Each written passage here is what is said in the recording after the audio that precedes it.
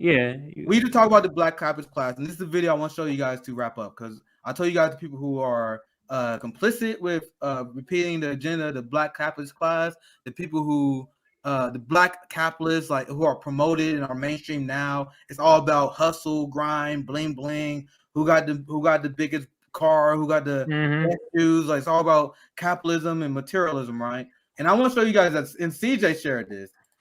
This is like the old school mindset of Black people before the Black capitalist boomers took over. This is Richard Pryor, and I want to show this video 100% and get your reaction, and we'll quickly cover the next story. But this is amazing. I love this clip so much.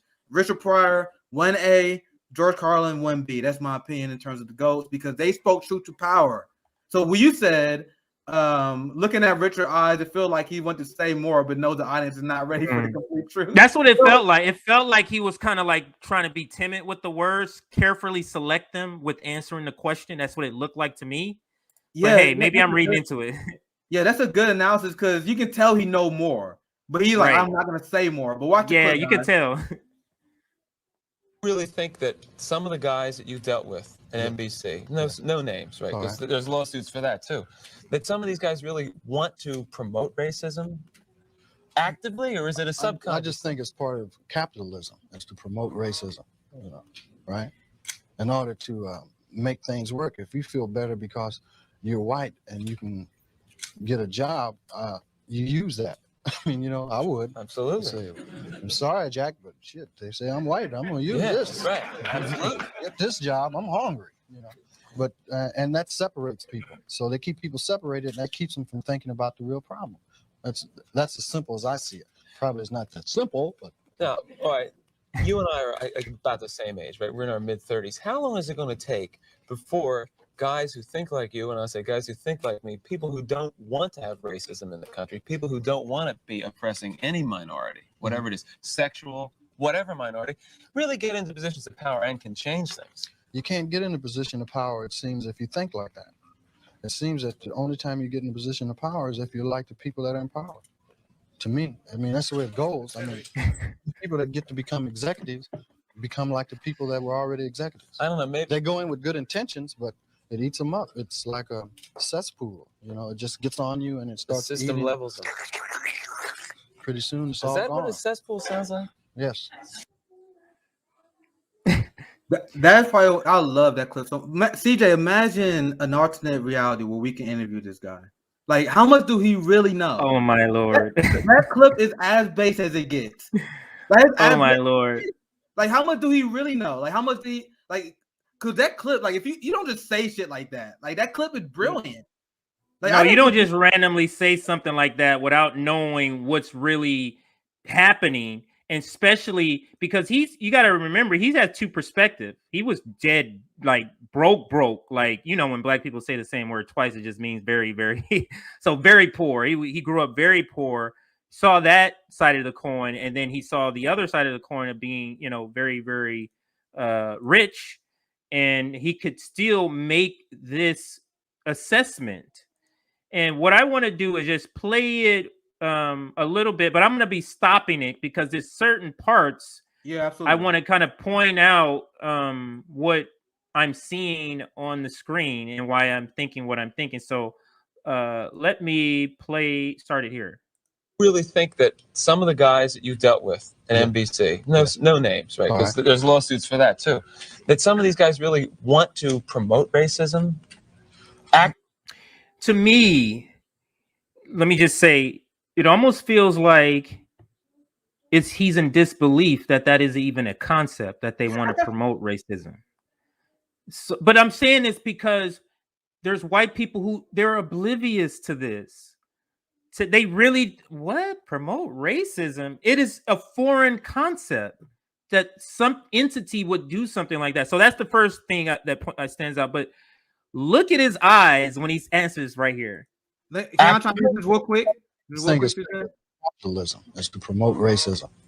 You see, he's looking to see his reaction to what he just said to know if I can go further in or I need to back out a little bit. And to me, he felt like I need to back out a little bit because he is not going to be receptive to the truth that I have to speak. So let me soften this. That's how I look at it. Maybe I'm reading into it. And that analysis is perfect. I'm gonna try to make this real quick. That analysis is perfect because what's going on right now? You guys understand the critique that Richard Pryor just made there? He said capitalism is complicit and it's tied to racism. And you guys, because you guys come from these capitalist structures, you guys unknowingly become a witting agent of white supremacy. Do you guys understand that's critical race theory? When you watch this clip, everything that Richard Pryor is saying is critical race theory. Critical race theory is critically thinking about race. But look at how people are reacting to critical race theory. They're banning black authors. They're banning people from teaching it. That's how scared they are, CJ. But go ahead. Go back to that other clip with George Carlin. What did he say? They want people mindless. They don't want somebody educated. They don't want anybody that knows anything about the system. That's what's going on. They want mindless workers. And this goes to the critical race theory thing also. They don't want white people waking up to what their white ancestors really did. They don't want that. This is a reason why every white generation has to go through the same rediscovering that, wow, white people are not, our ancestors weren't that great. Is because it's a lack of honesty about what happened, what it took for them to get here. Right. So let me finish up this clip, and I do have a couple more comments here. To make things work. If you feel better because you're white and you can get a job, you use that. I mean, I would. Absolutely. So what he's doing here, in my opinion, he's making white people, he knows what audience he's at. He's making them feel comfortable about their privilege. Like, hey, you got privilege because you're white. Hey, I would use it too. That's what he's basically saying, kind of like trying to be like, hey, you using your privileges, I would do the same thing, making them feel good about their privilege. I'm sorry, Jack, but shit, they say I'm white. I'm gonna use this. Right, absolutely. Get this job. I'm hungry, But and that separates people. So they keep people separated. And that keeps them from thinking about the real problem. You see, now he says what he says, and then he tries to back away with this next comment, Nick. This is how I'm just telling you how I'm seeing it. With his next comment, he's trying to say, well, maybe that's it. That's as simple as I see it. Probably it's not that simple, but no. All right, you and I. Yeah, I don't know. I'm getting the vibe that he knows. About the same age, right? We're in our mid-30s. How long is it going to take before guys who think like you, and I say guys who think like me, people who don't want to have racism in the country, people who don't want to be oppressing any minority, whatever it is, sexual, whatever minority, really get into positions of power and can change things? Nick, you started the same. I'm playing this part here for this question. The question is so, let me play it again. Really get into positions of power and can change things. Let me play this again. Want to like me, I say we're the same age. Now, all right, you and I are about the same age, right? We're in our mid-30s. How long is it going to take before guys who think like you, and I say guys who think like me, people who don't want to have racism in the country, people who don't want to be oppressing any minority, whatever it is, sexual, whatever minority, really get into positions of power and can change things? So, oh my God, that's actually worse. The second time. I'll let you say your part before I say my part. Go ahead. That's actually worse the second time. That's like the third time I heard it. Actually worse that time because I was thinking about it in another lens. Because, and hear me out, guys. And he low key doing defense for the establishment, right? Because we explained to you guys, like, once you become part of that executive branch, just for example, once you become part of Congress, once you become part of the system as he describes it. Like, if you become a police officer, if you're a good guy with good intentions trying to change the system, they're gonna run you out. They're gonna pour a ton of money. If you're running their elections, they will defeat you. If you do win, they're gonna spend a ton of money to defeat you or censor you. If you're a journalist, they may imprison you. Like, they don't play fair.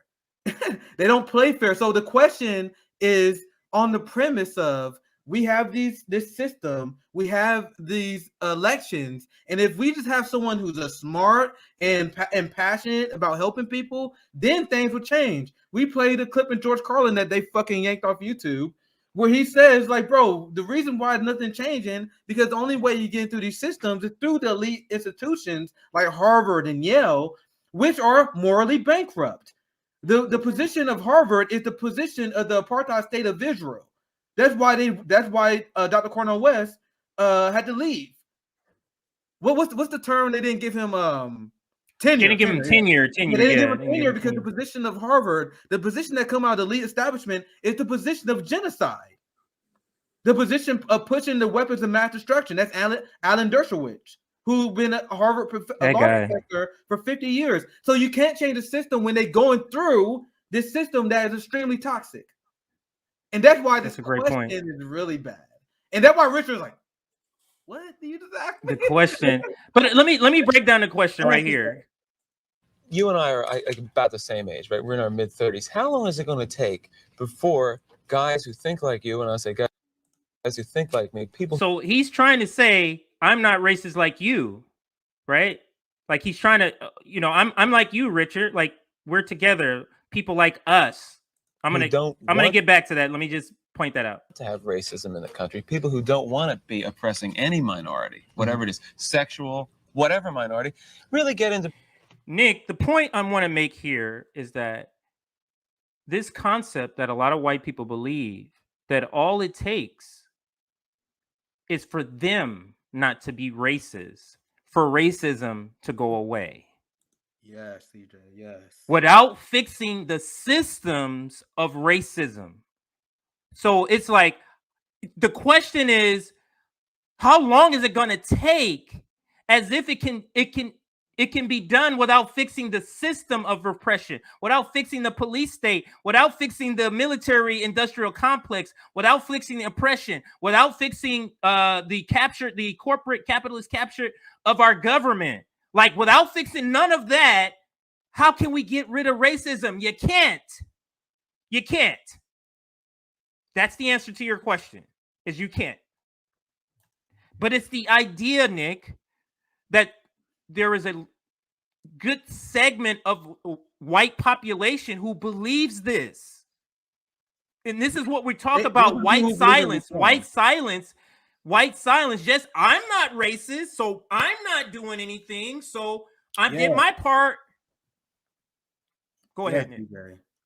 No, that's perfect. That's exactly what it is. I got Black Lives Matter in my bio, so I can vote for Jim Crow Joe. I can support the police state, undermine all our activism. But I'm a good guy, trust me. I'm a good guy. I got your back, trust me. It's preposterous. But it's like, but think about it. Think about white American culture. The ability to live simultaneously like everything's great while you're killing off indigenous. The ability to live like everything is great in your world while you're enslaving Black people. You get the ability to just live a completely separate existence and label yourself a free country and label yourself freedom and label yourself free speech because you're only talking about the existence of white people. That's why you're able to say these things about this country. Or we're just doing this. Or we're good at this. Really? Really? Because what is the numbers for Black wealth? Like, I think the number in your article was it 6.4 or 6.8% or something like that? Was the new number? It used to be 9.4. I forget the amount. But think about that. 500 years here, and you're talking about we're not even 10% of the wealth, and we've been here this long. So either, Nick, this actually applies to all the conditions of Black people. Either there is a system that's keeping Black people where they are, or you're saying Black people are like that. That's your only two options, Nick. That's your only two options. Either Black people are just born being criminals. Either Black people are just born, being, taking drugs. Either Black people are just born wanting to be in gangs. Either Black people who are born, wanting to do these things, or there's a condition that's facilitating this. And that's my point.